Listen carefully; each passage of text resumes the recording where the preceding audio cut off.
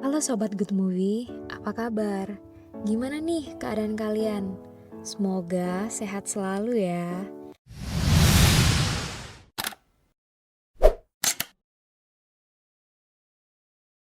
Di sini gue mau ceritain sebuah film asal Korea Selatan tahun 2019 yang berjudul Parasite. Film ini diberi rating 8,6 oleh IMDb dan mendapatkan lebih dari 180 penghargaan dan memenangkan 4 piala Oscar dari 6 kategori. Bagian awal dari film ini menceritakan tentang sebuah keluarga yang tinggal di semi basement dari sebuah apartemen kecil dan kumuh. Ayah dari keluarga ini yaitu Kim Ki-taek adalah seorang pengangguran dan istrinya Park Chung-suk hanya seorang pelipat kotak pizza dengan upah sangat kecil. Sementara Kim Ki-woo, anak sulung dari keluarga ini dan adiknya Kim Ki-jung tidak melanjutkan kuliah karena tidak punya uang. Saking kumuhnya tempat tinggal mereka, sering ada orang gila yang kencing di depan rumah mereka. Suatu hari, teman Ki-woo yang bernama Min Hyuk datang dan mengunjungi keluarga Kim. Sekaligus memberikan batu keberuntungan yang diberikan oleh kakeknya untuk keluarga Kim. Min Hyuk bilang konon batu ini bisa membawa rezeki. Ketika berbincang-bincang dengan Ki-woo, Min Hyuk meminta agar Ki-woo mau mengambil alih pekerjaannya sebagai guru les privat bahasa Inggris untuk Park Dahi, yang masih SMA, yang merupakan anak dari keluarga kaya Park. Min Hyuk bilang kalau ia tidak bisa mengajar Dahi lagi karena ia ingin melanjutkan kuliah ke luar negeri. Dan Min Hyuk meminta agar Ki-woo menjaga Dahi karena ia ingin berpacaran dengan Dahi setelah Dahi masuk kuliah. Awalnya, Ki-woo minder karena ia bukan seorang mahasiswa. Namun, Min Hyuk membujuknya dengan berkata mengajar anak orang kaya upahnya bagus. Akhirnya, Ki-woo yang mulai tertarik akhirnya setuju. Dan Min Hyuk menyarankan agar Ki-woo meminta bantuan Ki-jung untuk mengedit surat studi tanda mahasiswa. Setelah sampai di rumah keluarga Park, awalnya istri dari keluarga Park yaitu Yeon-gyo tidak yakin dengan kemampuan mengajar Ki-woo dan berkata bila Ki-woo tidak bisa mengajar sebaik Min Hyuk, mungkin ia tidak bisa mengajar Dahi. Namun Ki-woo berhasil membuat Yeon-gyo yakin. Setelah berbincang dengan Yeon-gyo, Ki-woo mengetahui bahwa Dasong, anak bungsu Yeon-gyo, membutuhkan guru seni. Tiba-tiba, Ki-woo terpikir untuk menyarankan sebuah kenalan yaitu teman dari sepupunya yang lulusan dari jurusan seni luar negeri.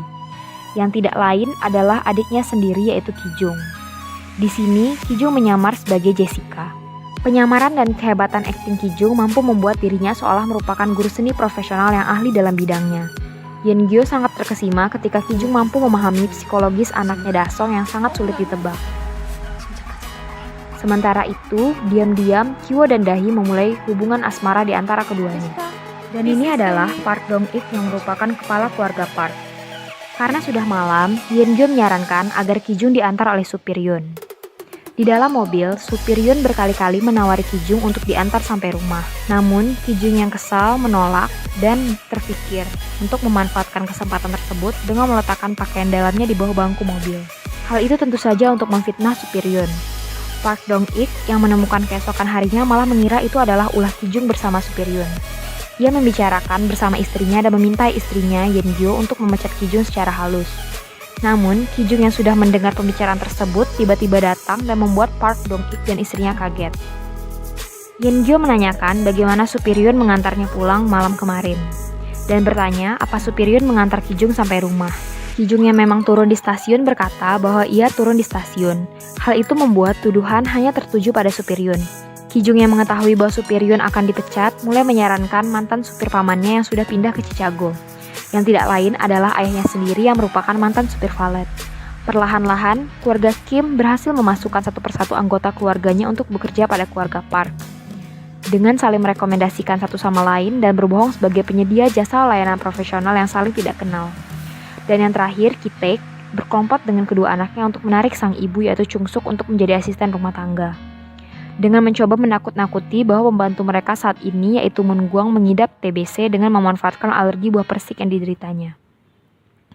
Usaha ketiganya dengan membuat seolah asisten rumah tangga Moon-gwang mengidap tuberkulosis berhasil membuat Moon-gwang dipecat. Tiba-tiba Dasong menyadari bahwa bau tubuh Dong-ik, Chung-suk dan juga Jessica memiliki bau yang sama. Menyadari hal tersebut, mereka pun memakai 4 sabun yang berbeda.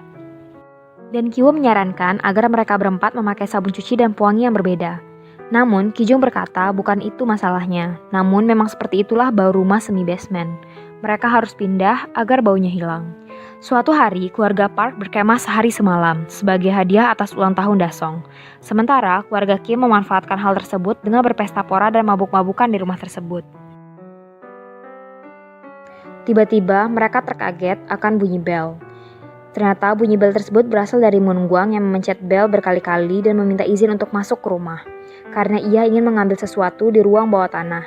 Ia berkata bahwa ia sudah tahu keluarga Park akan berkemah hari ini, karena ia masih berkirim pesan melalui Dasong. Dan ia berkata bahwa ia sudah memotong CCTV agar tidak diketahui keluarga Park. Saat keluarganya telah bersembunyi, Chung Suk mengizinkan Moon Gwang masuk. Tanpa diduga, Moon Gwang menunjukkan sebuah bunker tempat suaminya Geunse bersembunyi selama 4 tahun untuk menghindari jeratan rentenir. Di sini terlihat Geunse yang terkurung berhari-hari di bunker tampak sangat lemah dan kelaparan. Chung Suk yang kaget akan itu dan merasa Moon Gwang telah menipu keluarga Park, langsung mengancam akan memanggil polisi. Moon Gwang pun memelas agar Chung Suk tidak melakukan hal tersebut dan berkata bahwa mereka tidak punya apa-apa selain hutang. Namun tanpa sengaja, bapak dan kedua orang anak yang mencoba menguping tadi tiba-tiba jatuh, membuat penyamaran keluarga Kim seketika diketahui Moon Gwang. Melihat situasi itu, Moon Gwang buru-buru merekam dan berencana mengirimkannya kepada keluarga Park. Posisi pun berbalik. Moon Gwang dan suaminya kini menyandra 4 orang keluarga ini, dan mengancam akan langsung memencet tombol kirim bila keluarga Kim bergerak sedikit. Namun, saat Moon Gwang dan Geunse lengah, keluarga Kim berusaha merebut ponsel Moon Gwang dan saling berkelahi di ruang keluarga. Keluarga Kim akhirnya berhasil merebut ponsel tersebut. Karena hujan sangat deras, keluarga Park tiba-tiba membatalkan liburan mereka dan menelpon Chung Suk dan berkata akan sampai di rumah 7 menit lagi. Keluarga Kim menyekap Moon Gwang dan Geunse di bunker, serta membersihkan ruang keluarga dan kemudian bersembunyi. Sementara Chung Suk terburu-buru memasak ramyeon seperti permintaan Yeongyo. Ketika Moon Gwang berhasil melarikan diri menuju ruang keluarga, Chung Suk menendang kembali sehingga Moon Gwang terpental ke bawah. Saat Chung Suk menyajikan hidangannya, Yeongyo mengungkapkan pengalaman traumatik Dasong yang pernah ia alami. Beberapa tahun lalu saat Dasong melihat sosok yang dikira hantu yang sebenarnya adalah Geunse yang keluar dari bunker. Sesaat keluarga Kim ingin kabur keluar rumah, Dasong tiba-tiba turun sambil membawa tenda. Mereka bertiga akhirnya bersembunyi di bawah meja. Dasong yang ingin kemah dan tidur di luar rumah di tengah hujan akhirnya membuat ayah dan ibunya terpaksa tidur di ruang tamu sambil mengawasi Dasong. Saat keluarga Kim yang tersisa bersembunyi di bawah meja, Dong-ik mengeluhkan soal bau badan Ki-taek kepada istrinya. Hal itu membuat Ki-taek yang mendengar sakit hati. Setelah Dong-ik dan istrinya tertidur, satu persatu Ki-jung dan juga Ki-wo keluar. Namun sesaat Dong-ik ingin keluar, tiba-tiba Dasong membunyikan walkie-talkie-nya dan membuat ayah dan ibunya bangun. Tapi karena mengantuk dan gelap, Ki-taek yang berbaring di lantai tidak kelihatan. Di tengah hujan deras, mereka pulang dengan berjalan kaki. Terlihat sebenarnya mereka juga bingung dengan apa yang harus dilakukan terhadap Geunse dan juga Moon Gwang. Terlihat raut putus asa dari ketiganya, menyadari bahwa rencananya tidak berjalan sesuai dengan yang mereka inginkan. Sesaat mereka sampai di rumah, terlihat bahwa rumah mereka sudah banjir.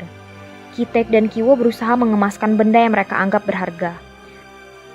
Moon Gwang yang seketika sadar dari pingsannya berusaha melepaskan suaminya, dan tiba-tiba ia muntah-muntah dan berkata bahwa ia tidak dapat melihat suaminya. Dan ia merasa bahwa ia geger otak, dan ia terus menyebutkan nama Chung Suk agar suaminya mengingatnya. Sementara Ki-jung yang frustasi dengan apa saja yang baru terjadi memilih duduk di atas kloset dan mengambil rokok, yang ia selipkan di atas loteng kamar mandi, dan merokok di atas kloset.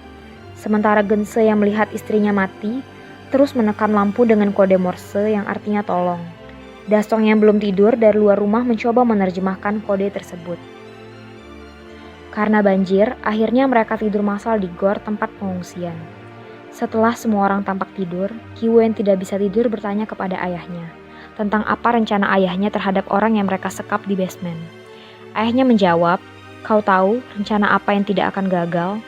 Yaitu tidak memiliki rencana. Karena hidup tidak bisa direncanakan.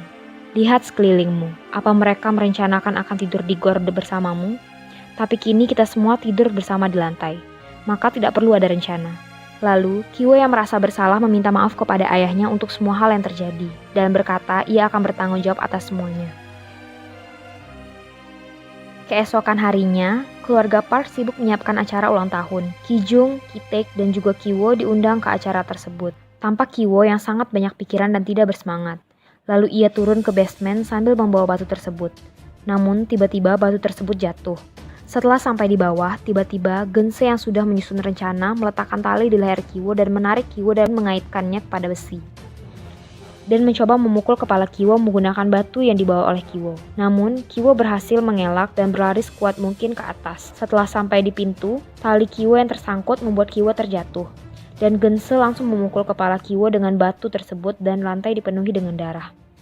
Gense mengambil pisau dapur lalu pergi ke halaman. Lalu menusuk Kijung yang sedang membawa kue ulang tahun ke arah Dasong. Dasong yang memiliki pengalaman traumatik terhadap Gense juga ikut pingsan ketika melihat Gense. Lalu Gense meneriaki nama Chung-suk agar Chung-suk keluar. Lalu Chung-suk yang geram dan marah melihat anaknya ditusuk langsung mengambil kapak dan bertarung melawan Gense. Ki-taek yang melihat anaknya telah tertusuk oleh Gense langsung berusaha menekan darah yang keluar dari tubuh anaknya.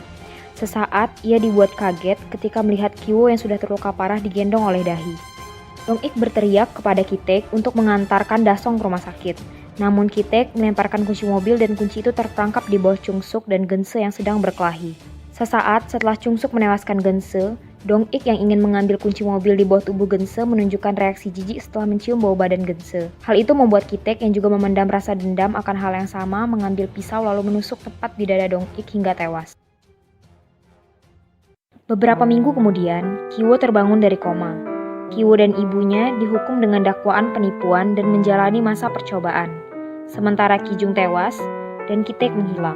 Kiwo terus memata-matai rumah keluarga Park yang kini telah dijual ke keluarga berkeluarga negaraan Jerman dan melihat kode Morse dari lampu yang berkedap-kedip yang diterjemahkan sebagai pesan. Pesan tersebut berasal dari Ki-taek yang kini bersembunyi di bunker. Ki-taek mengubur jasad Moon Gwang di halaman belakang. Kiwo menulis surat kepada ayahnya yang bersumpah bahwa suatu hari ia akan mendapatkan uang yang cukup untuk membeli rumah sekaligus menyatukan kembali keluarga yang tersisa. Film berakhir dengan Kiwo dan Chung-suk yang masih tinggal di Banjiha. Persis seperti adegan awal dari film. Guys, thanks for watching dan dukung gua dengan cara subscribe channel ini. Thank you.